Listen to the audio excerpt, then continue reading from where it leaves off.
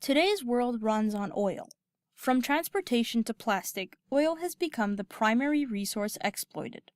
As conventional reserves are depleting, we have shifted to exploiting unconventional oil reserves such as oil sands. The oil sands in southern Alberta were formed millions of years ago when the land was covered by a warm tropical sea. Tiny marine creatures died and fell to the bottom of the sea. Through pressure, heat, and time, their tiny bodies were compressed into an ooze which today we call petroleum. Alberta's total oil reserves add up to about 165 billion barrels, which is the third largest in the world after Saudi Arabia and Venezuela, and constitutes about 11% of the world's oil. In 2016, the production rate averaged at 2.5 million barrels per day exported to the U.S. and sent to both ends of Canada. Oil sands are made up of grains of quartz sand, surrounded by a layer of water and clay, and then covered in a slick of heavy oil called bitumen. Bitumen is a very viscous fluid which cannot be extracted by conventional drilling techniques. Its high content of impurities requires additional refining steps in order to obtain conventional oil compositions, which also increases the monetary and energetic cost of the overall process. There are two main techniques that can be used to extract bitumen. The first is surface mining. Any forestry present is first cut down, peat and clay are peeled back, and the oil sands present within 75 meters of the surface are exposed. Hydraulic power shovels dig into the oil sand and dump it into heavy hauler trucks. The trucks transport the oil sand to a crusher unit that breaks it up.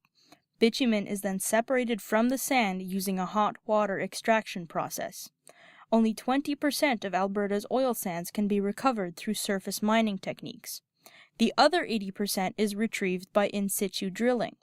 The process involves drilling two L-shaped wells parallel to each other into the deposit and injecting high-pressure steam through one well.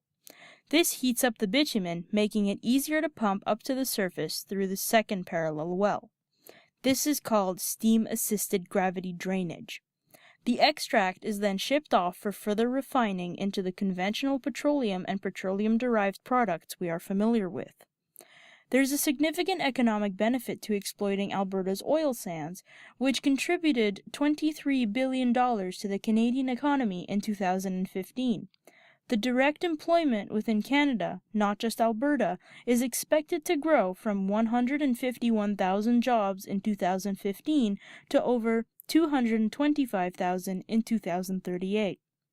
Corporate taxes, personal income taxes, property taxes, royalties, and land sales are all examples of how the oil industry has contributed to Canada's economy, which the government spends on infrastructure and social services. It is expected that Canada's oil industry will pay $1.5 trillion in federal and provincial taxes over the next 20 years. The environmental consequences are one of the main drawbacks in these projects. Bitumen contains more carbon than conventional crude oil, which results in higher greenhouse gas emissions like carbon dioxide, methane, and nitrous oxide.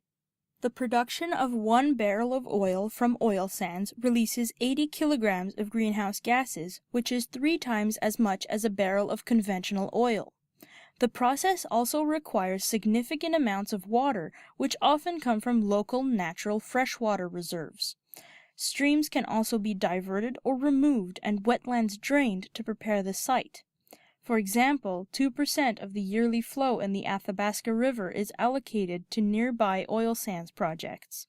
90% of this water is then stored in tailings ponds, which are essentially permanent waste vats resembling small lakes which already take up more than 50 square kilometers in the area.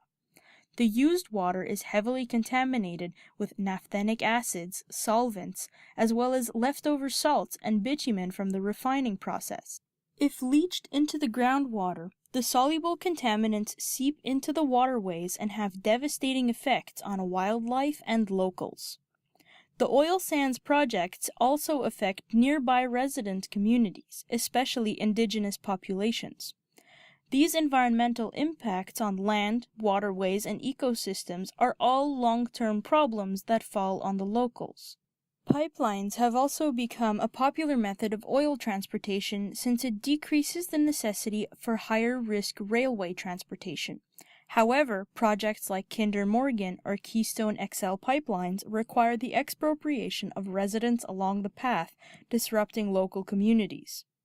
Another important factor to consider are the wildfires that have occurred in the recent years. Residents are still dealing with damages, like in Fort McMurray, having to rebuild homes and towns. Oil production ceased for about a month due to fires, but has resumed and locals are slowly getting back into their regular routine. Thus, upcoming years in Alberta's oil sands projects will be economically prosperous, but environmental and social concerns still need to be addressed in order for these projects to be considered a true success.